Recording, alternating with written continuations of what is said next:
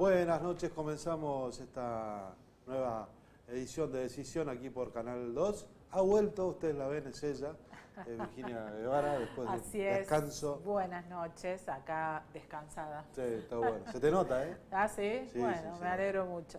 Bueno, y ahora tenés que vamos, volver a trabajar. vamos directamente con lo que es en Córdoba uno de los principales temas de la semana. El gobierno provincial presentó en la legislatura el presupuesto 2026. Hoy empezó a ser tratado en comisión, después vamos a tener opiniones sobre ese proyecto, pero ahora está con nosotros el ministro de Economía y Gestión Pública de la provincia, Guillermo Acosta, para contarnos los trazos principales de este proyecto que ingresó en la legislatura. Buenas noches, Guillermo.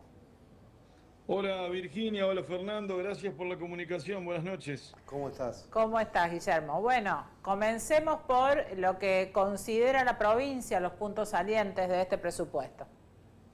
Bueno, este presupuesto, lo más destacado que hemos llevado en este proyecto de presupuesto y el paquete de leyes que lo acompañan tienen que ver con esta gran medida de alivio fiscal que propone el gobernador, con beneficios en materia de impuesto inmobiliario urbano, rural, y también con la novedad de que hay algunas novedades muy positivas para el sector productivo vinculada a ingresos brutos, ¿no?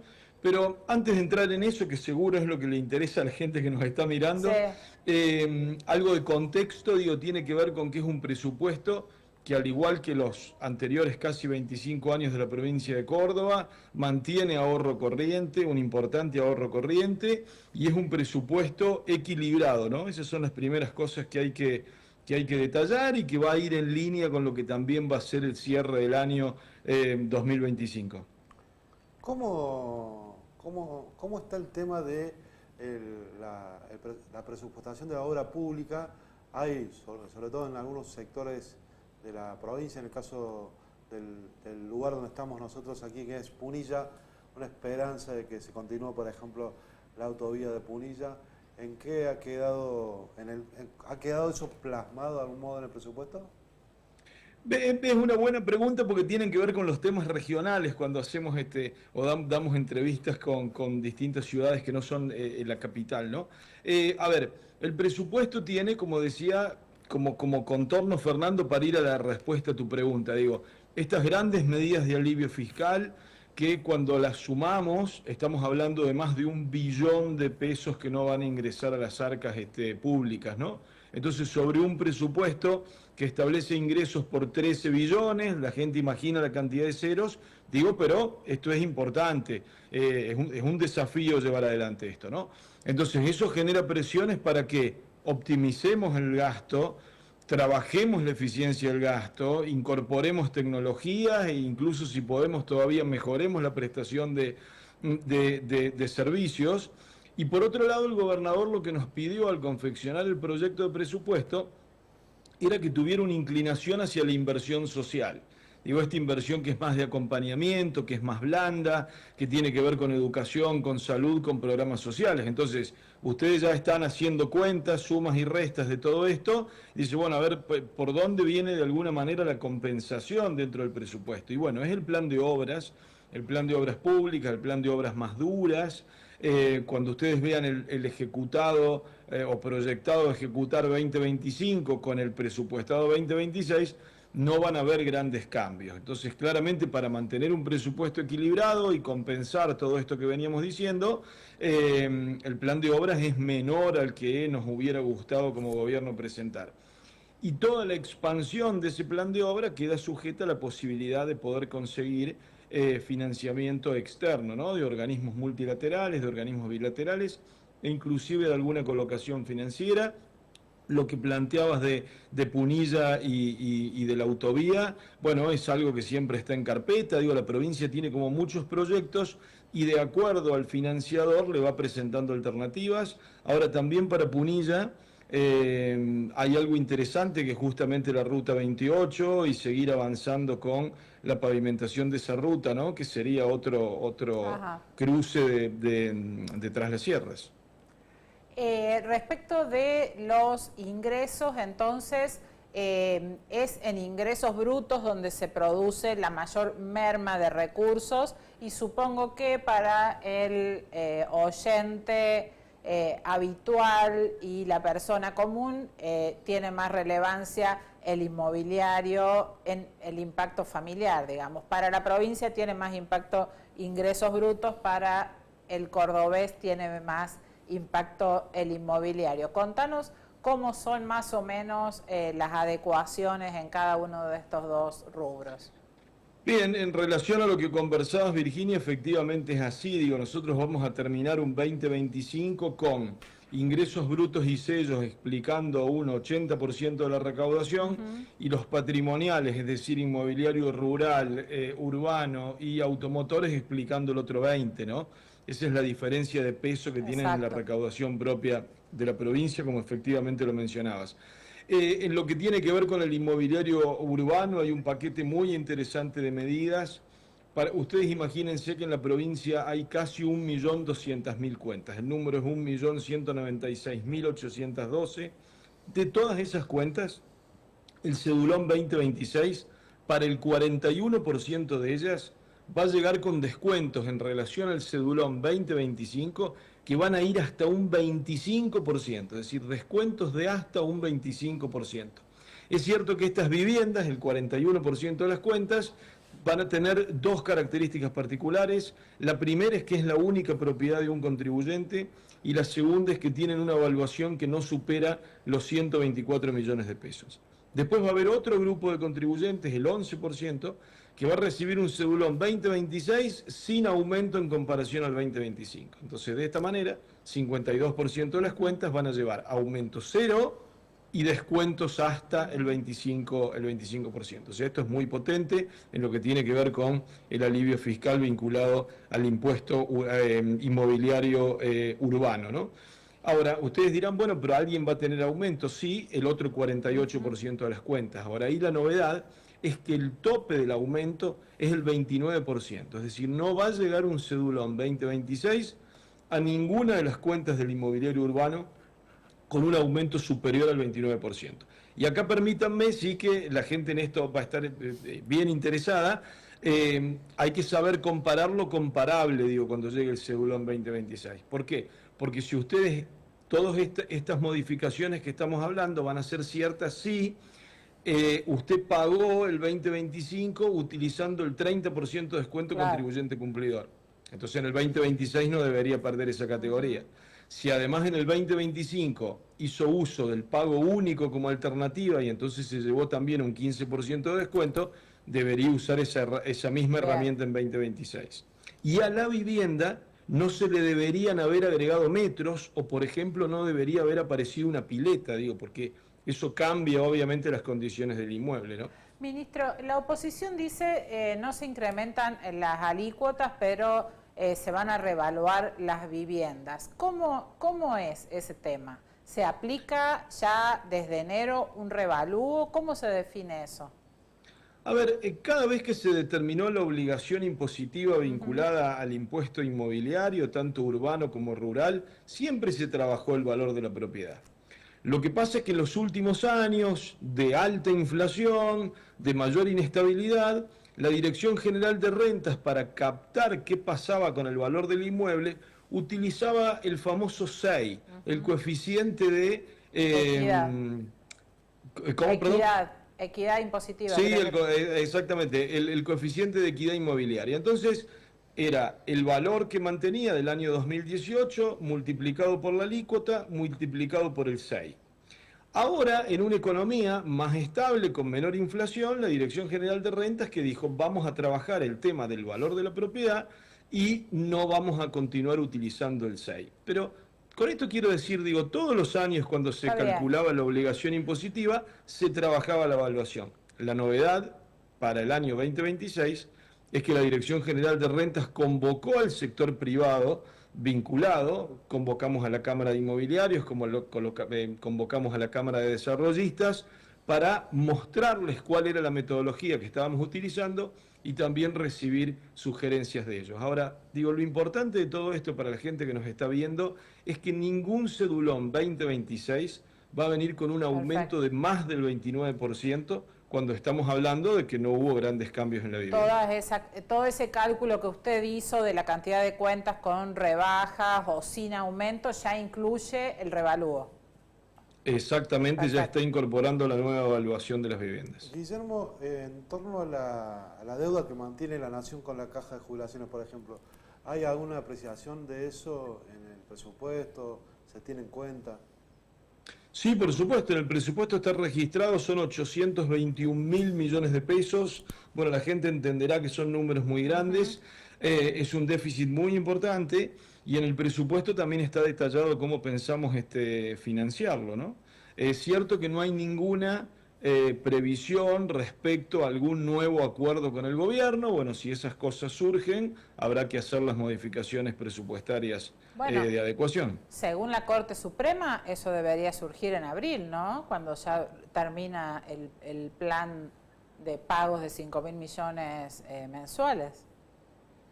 Bueno, en abril termina la última de las 12 cuotas del acuerdo que alcanzamos en el primer semestre de este año. Ahora resta discutir nuevamente, en el mismo marco de la Corte, cuál es la continuidad de ese acuerdo para el año 2026. ¿Se conversó de algo de eso cuando se reunieron con la semana pasada en Casa Rosada o todavía no ingresaron en el debate con la Nación respecto de la caja? El gobernador llevó toda una serie de temas vinculados a la relación nación-provincias y por supuesto que el tema caja de jubilaciones está siempre presente, pero no se avanzó en detalles con esto. Digo, recuerden que más allá de la reunión con Interior, con Jefatura de Gabinete, digo, ANSES depende de otro ministerio y también tiene sus vinculaciones con Hacienda en Economía, ¿no? Con lo cual es una mesa bastante amplia la que hay que convocar para discutir estas cuestiones que, por supuesto, se vienen conversando, digo, para Córdoba son centrales. Recordarán, digo, el monto del que estamos hablando, ¿no?, de déficit.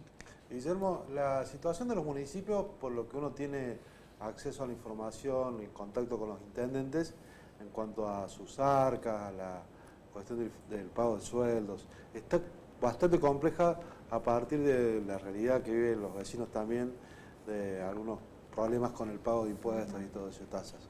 ¿Cómo es para ustedes la previsión en ese sentido? Y si contemplan auxilio en algunos casos especiales. Bueno, hay trabajos con los distintos municipios de la provincia. Digo, acuérdense que Córdoba tiene un espacio muy destacado que es la Mesa Provincia y Municipios. Por el gobierno provincial participa el Ministerio de Gobierno y tiene permanente diálogo con ellos.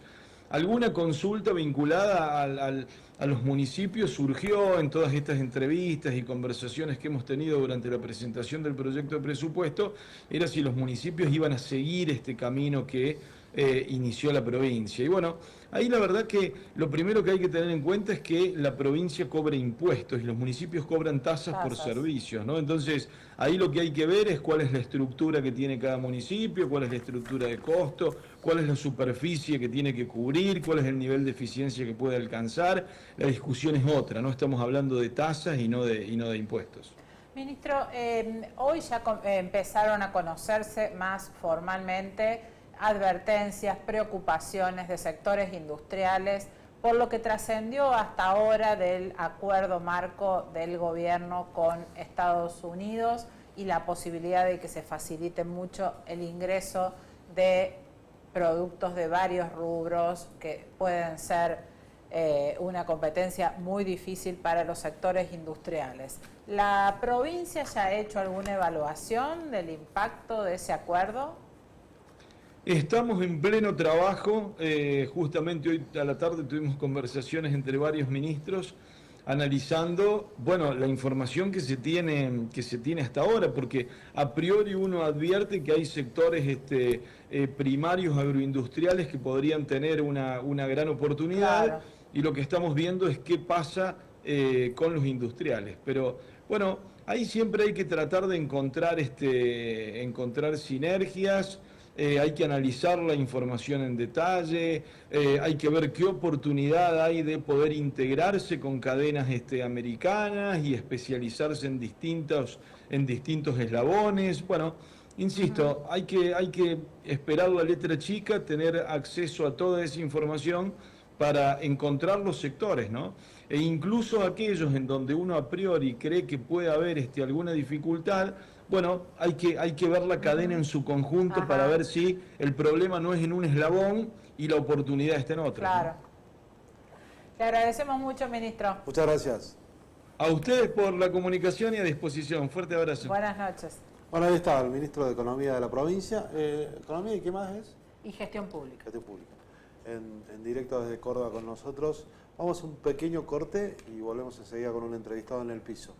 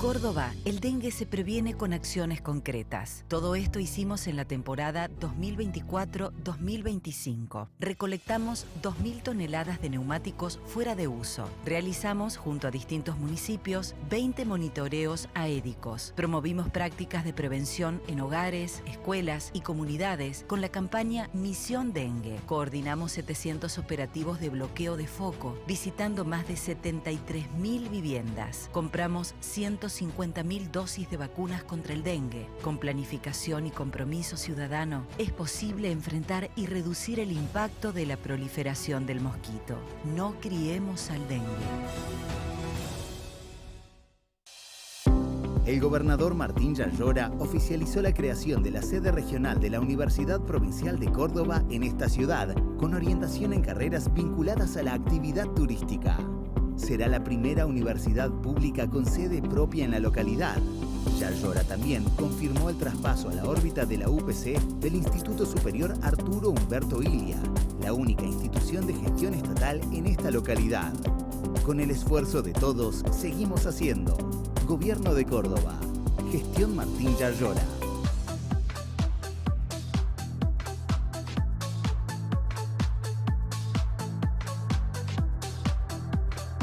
EPEC, a la vanguardia tecnológica. Estamos instalando medidores inteligentes en toda la provincia. Un proyecto único en el país, que te permite consultar tu consumo en tiempo real y administrarlo eficientemente. Un salto de calidad para todos los usuarios. EPEC, la energía de Córdoba.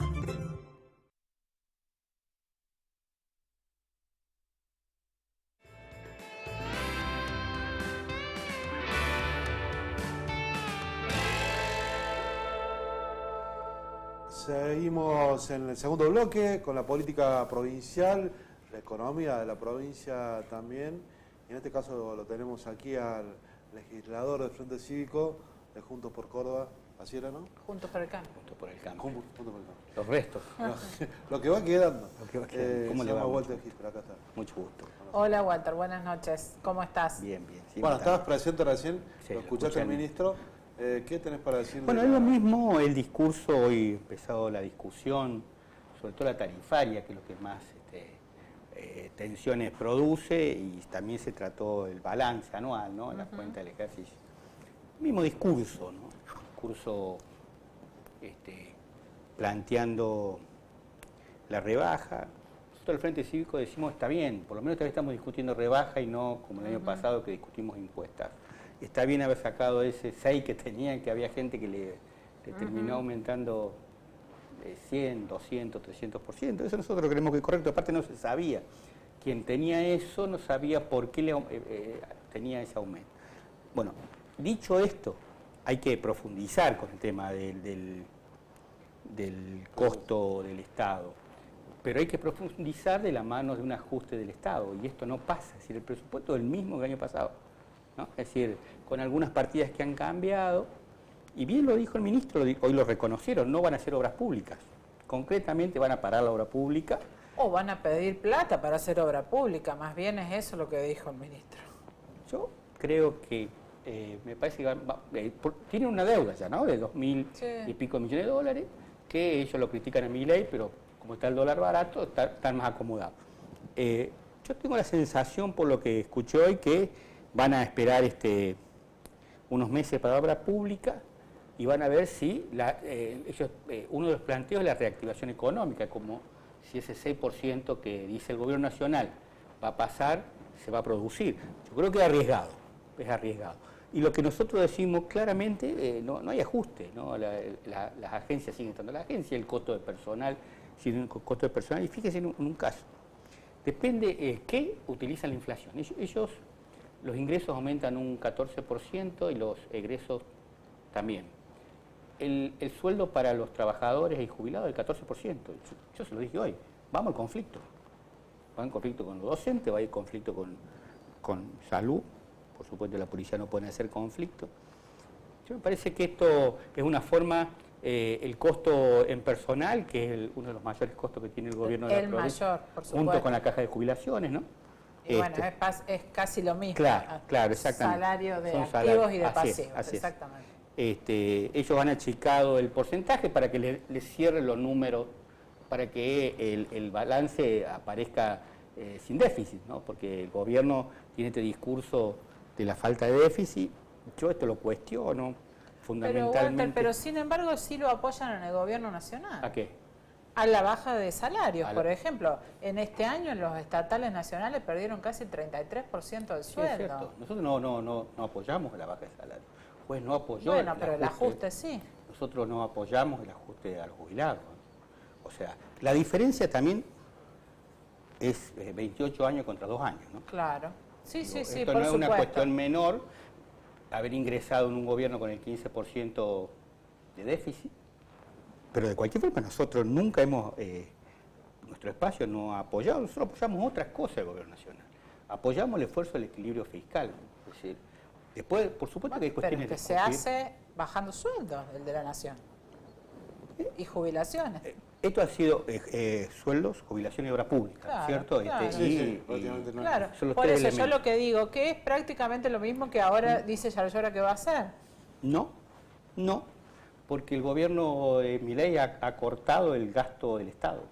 Hay un achique, y lo podremos discutir también si ha sido bueno o malo, pero hay un achique del costo del Estado. Cuando uno toma los datos que usted planteaba con tanta claridad de la caída del costo en personal, no es todo de sueldo, sino es parte del recorte. Acá no recortan nada. Entonces, ahí hay una franja que nosotros decimos se puede avanzar. Se puede avanzar en las cuestiones de las agencias, que viste que han cambiado el decreto, pero no se sabe cuánto es el costo de la chica. Es decir, sin tocar los sueldos de docentes, sin tocar el sueldo de los jubilados, hay una parte importante que pueden ajustar, que creo que ellos no lo han hecho, y yo digo, por supuesto, nadie sabe lo que va a pasar en el futuro. Puede crecer la economía al 6% a tasas coreanas, y seguramente el impacto de ingresos brutos va a ser mucho más importante.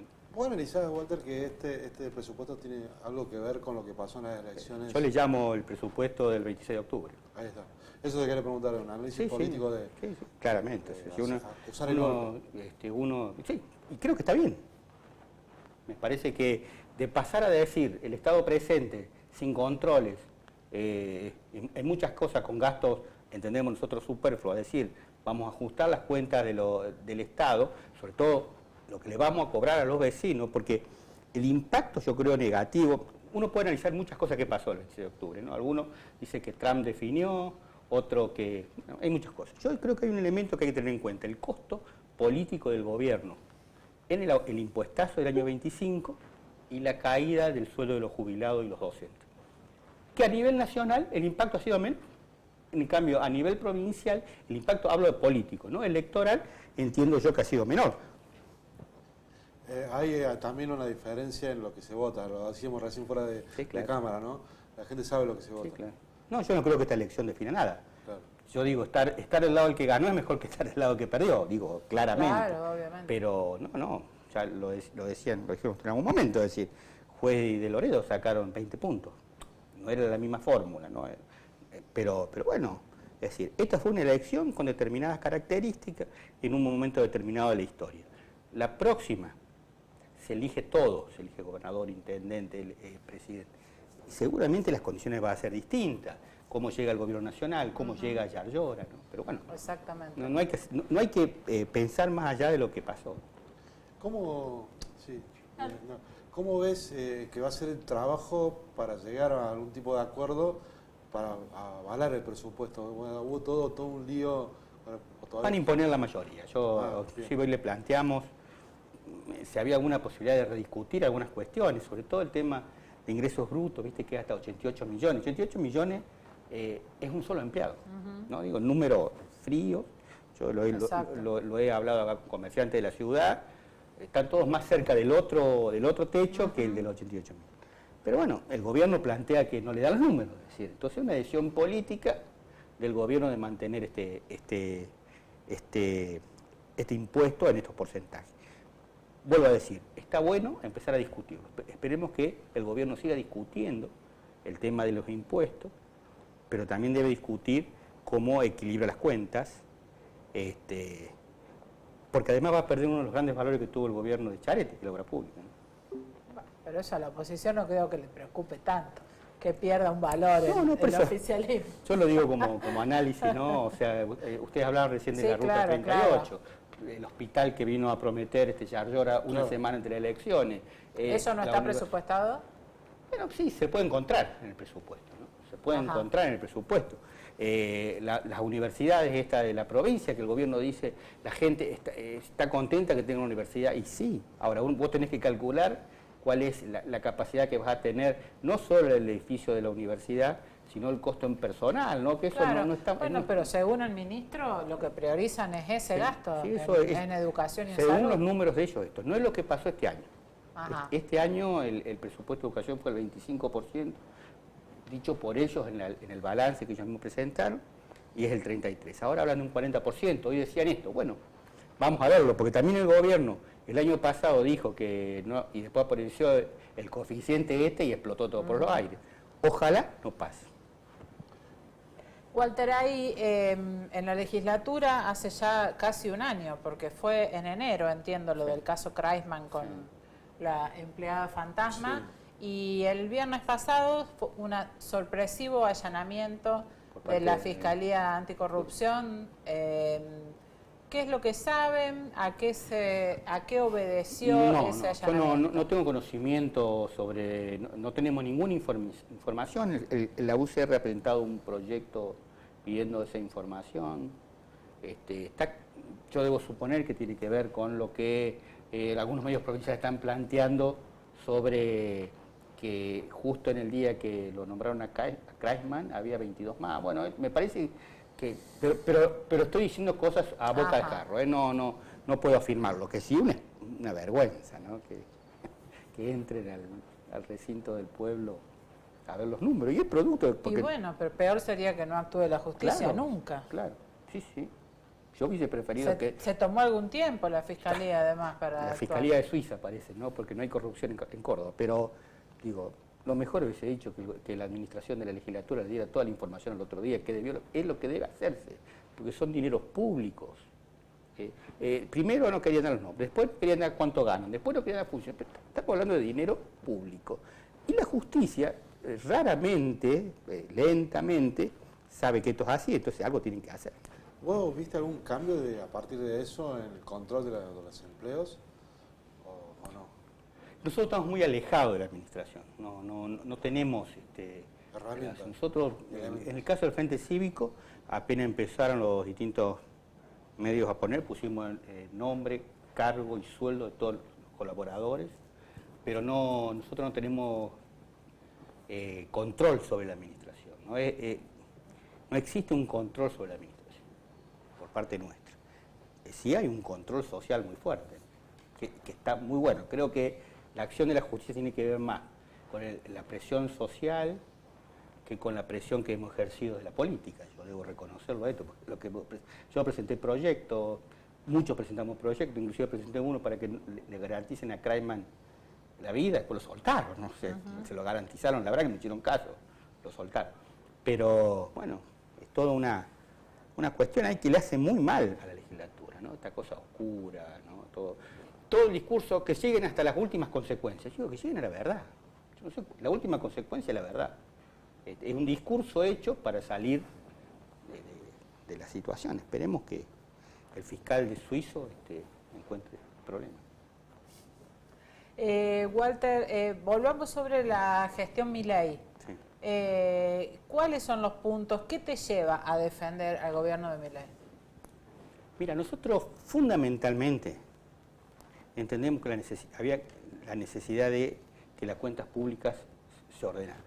No había posibilidades, después de lo de Fernández,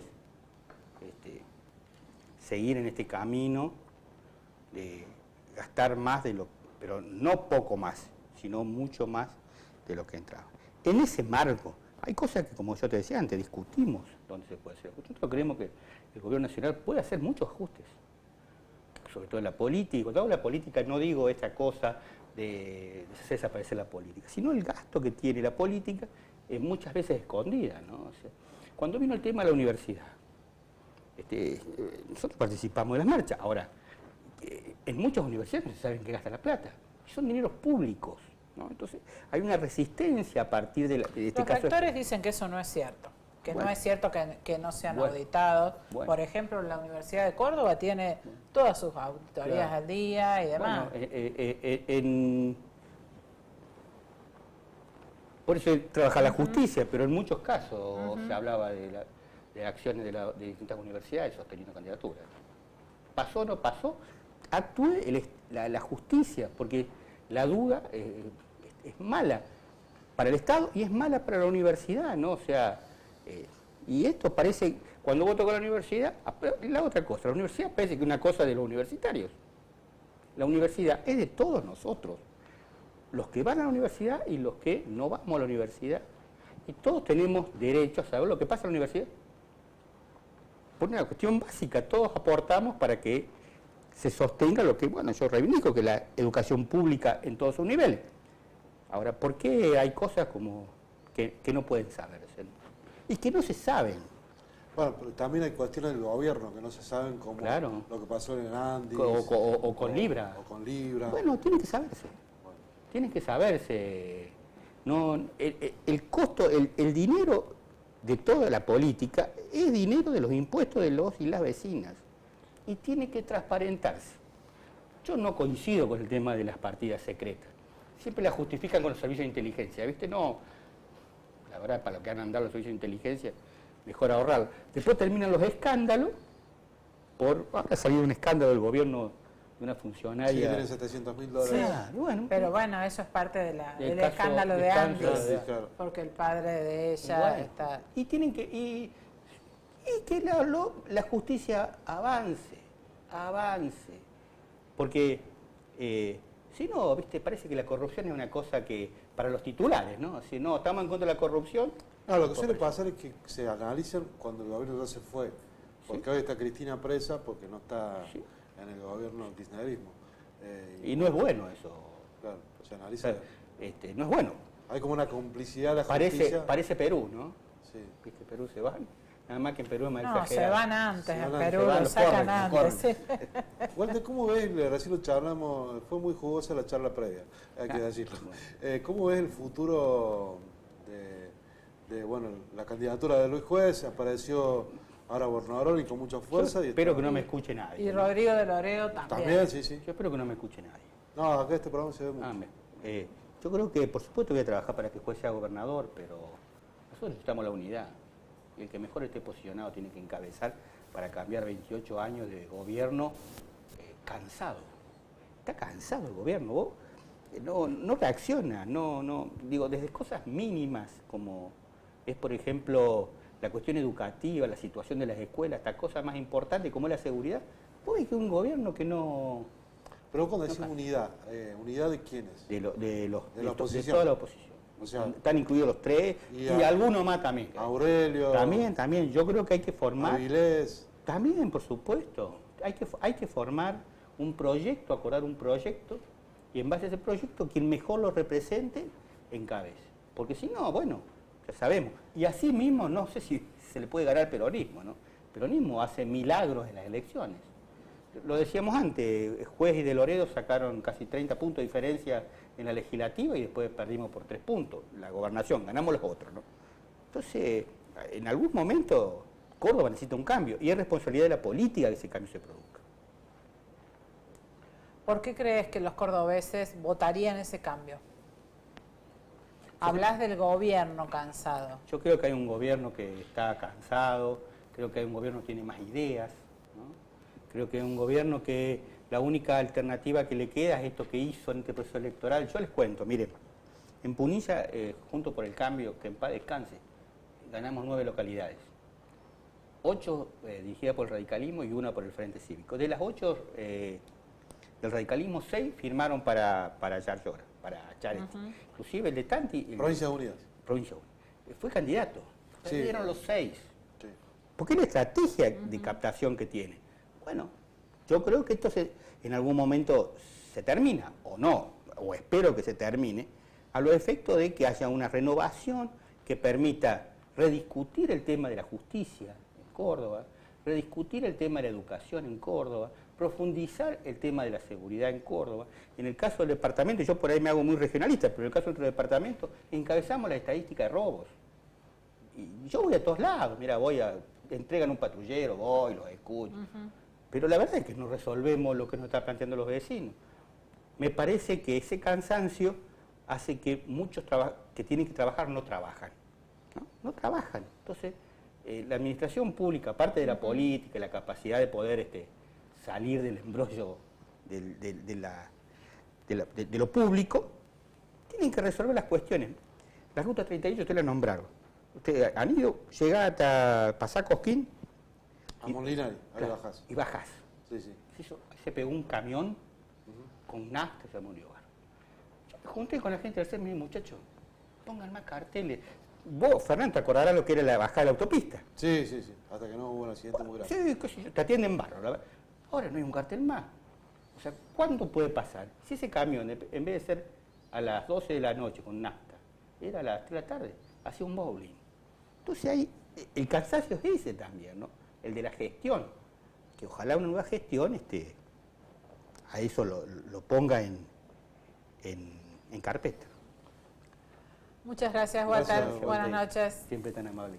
Bueno, vamos a un corte, volvemos enseguida con ya el último bloque.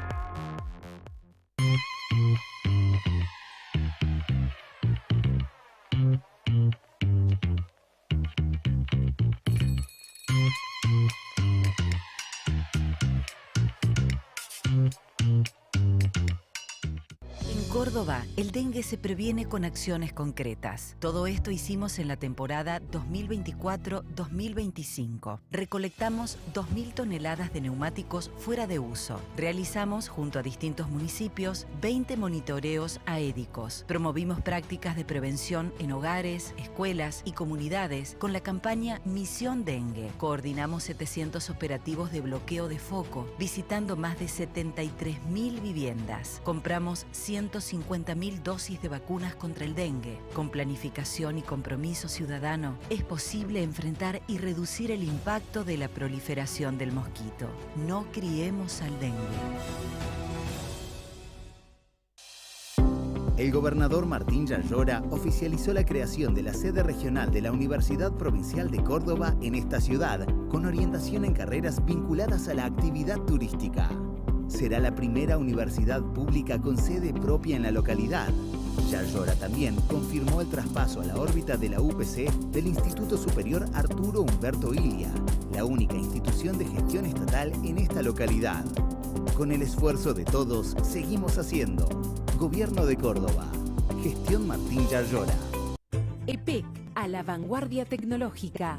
Estamos instalando medidores inteligentes en toda la provincia.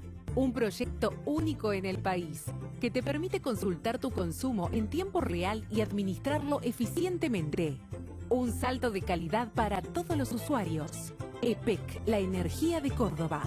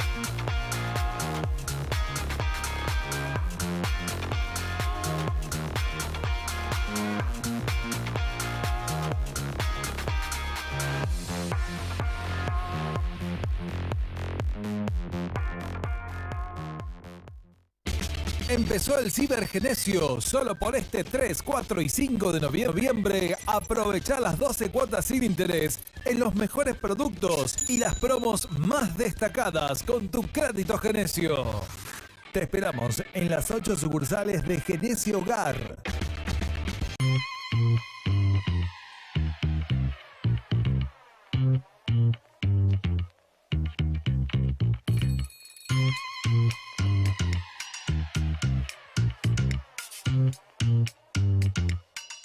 En Córdoba, el dengue se previene con acciones concretas. Todo esto hicimos en la temporada 2024-2025. Recolectamos 2.000 toneladas de neumáticos fuera de uso. Realizamos, junto a distintos municipios, 20 monitoreos aédicos. Promovimos prácticas de prevención en hogares, escuelas y comunidades con la campaña Misión Dengue. Coordinamos 700 operativos de bloqueo de foco, visitando más de 73.000 viviendas. Compramos 150.000 dosis de vacunas contra el dengue. Con planificación y compromiso ciudadano, es posible enfrentar y reducir el impacto de la proliferación del mosquito. No criemos al dengue.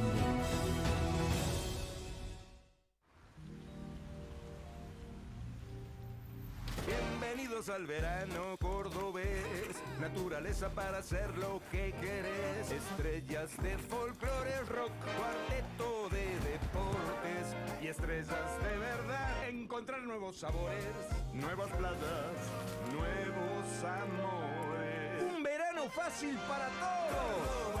Disfruta más fácil.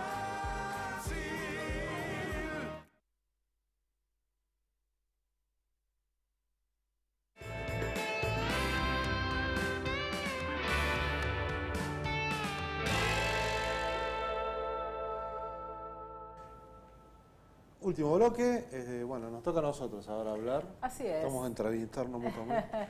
No. Bueno, el gobierno se sabía desde hace ya varias semanas que estaban avanzando en la negociación de un acuerdo comercial Argentina-Estados Unidos. En algún momento la fantasía de los sectores más entusiasmados con el gobierno pensaron en un acuerdo de libre comercio, no tiene nada de eso, lo anunciado. Una especie de NAFTA. Claro, pero en realidad lo que se anunció no tiene nada que ver con eso. Lo que se conoció fue un acuerdo marco. Sí, que vi ahí que estaban otros dos países, son Guatemala y Honduras, ¿puede ser? Puede ser. Sí, o sea, como... que no tiene los puntos finales, digamos. Sí. Son las ideas sobre las que están trabajando en lo que después serán puntos concretos. Pero bueno, de esas ideas hay muchos más puntos que benefician a Estados Unidos que los que le facilitan las cosas a la Argentina respecto de Estados Unidos. Eso es lo que está analizando todo el mundo político. Y económico. Exactamente. Prima facie se parece mucho a una imposición de términos comerciales de Estados Unidos a la Argentina. Pero si querés podemos ir repasando de qué se trata, cuáles son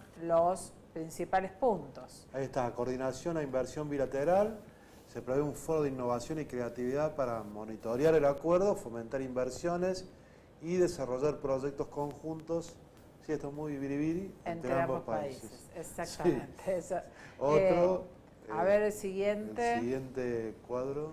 Reducción de aranceles. Esto es lo más importante y lo que más miran los sectores económicos.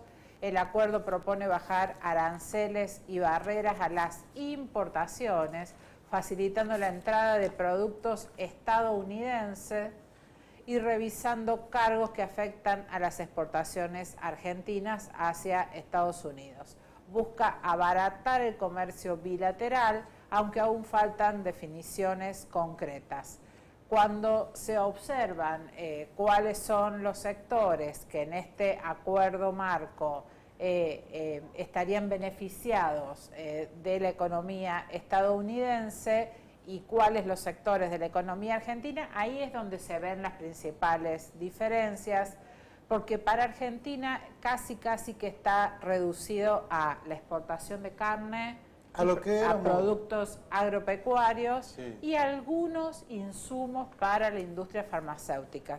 Claro. Esos son los tres rubros que principalmente tendrían beneficios en la economía argentina para venderle sin tantas dificultades a Estados Unidos. El modelo agroexportador, digamos. Exactamente. Por contraparte, Estados Unidos tendría facilidades para ingresar con productos farmacéuticos, una amplia gama de productos industriales, automóviles, productos agroindustriales. Esos son los principales rubros del acuerdo.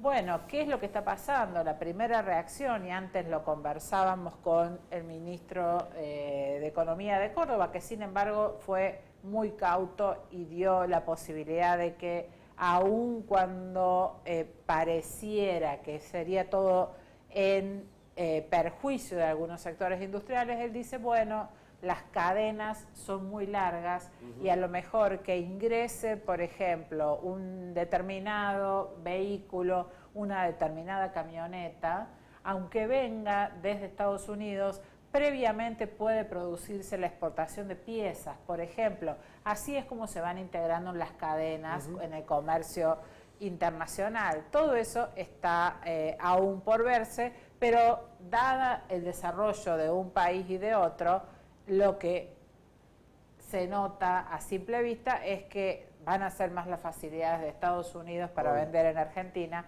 que las de Argentina para vender en Estados Unidos. Esto comenzó con el famoso swap, que es el salvataje que consiguió Argentina con los ministros de todo el gabinete casi, o los más importantes, ese frente a frente que tuvieron en esa mesa larga, que estaba Milei, estaba del frente de Trump, estaba el ministro de Economía, estaba, ¿cómo se llama el de ellos? El secretario del Tesoro, Bessent. Bueno, y ahí eso que ocurrió en las semanas previas a la elección, que logró estabilizar el dólar y darle al gobierno un respiro cuando más lo necesitaba, obviamente. Eso, mirándolo desde Estados Unidos, el que un poco ve o lee o se acerca a espiar los medios estadounidenses, fue muy mal recibido por un sector de la prensa, obviamente el más progresista, y hasta ayer, bueno, estos días en Saturday Night Live, ¿cómo se llama ese programa? Sábado a la noche. Sí. Bueno, sábado a la noche en vivo, algo así.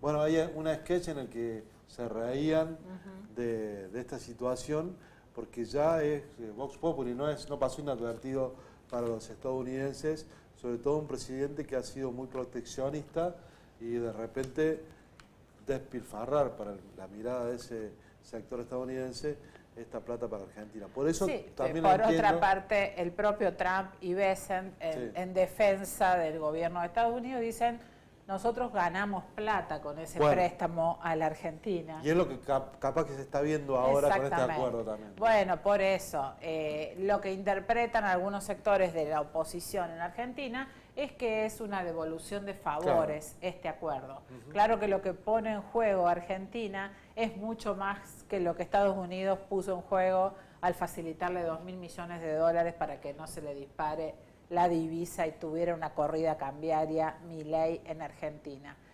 Pero en los puntos que se dieron a conocer del acuerdo incluyen algunos temas más. Por ejemplo, el tema de patentes, que siempre es un tema de discusión en materia de comercio internacional.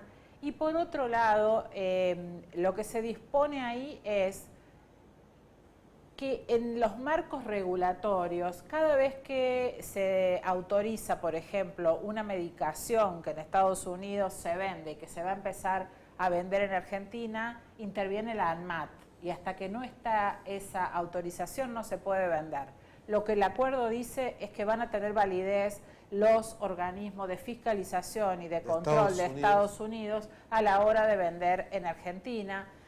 Para muchos sectores eso es directamente ceder a otro país la capacidad de regular lo que se vende fronteras adentro.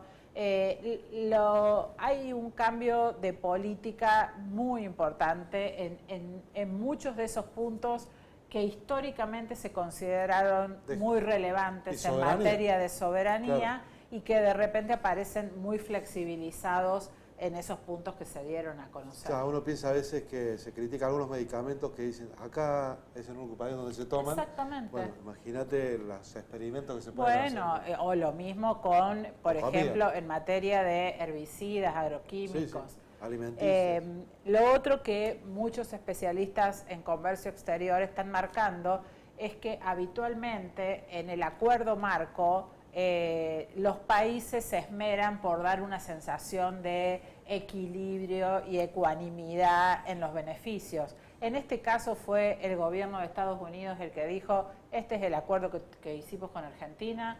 Salió, lo difundió mucho antes que el gobierno argentino y todavía faltan los puntos concretos. Entonces, el temor es que cuando llegue la letra chica aparezcan muchos elementos que todavía no estuvieron planteados en el acuerdo marco.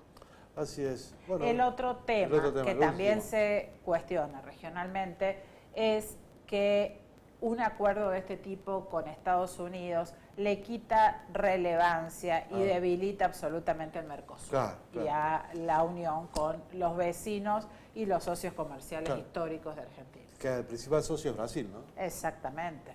Los principales socios son Brasil y después China. Estados Unidos está siempre un poquito más atrás, pero históricamente también Argentina tuvo déficit comercial con Estados Unidos. O sea, lo que le compramos es mucho menos que lo que vendemos y todo indica que con este acuerdo ese déficit se va a profundizar todavía más. Bueno, nos despedimos. Nos despedimos. Queríamos dedicarle un momento a esto porque claramente es uno de los temas que cuando estudiemos en la historia el gobierno de Javier Milei, este alineamiento y el acuerdo comercial con Trump van a ser centrales en la política económica del gobierno argentino. Nos vemos el martes que viene. Buenas noches, que estén muy bien.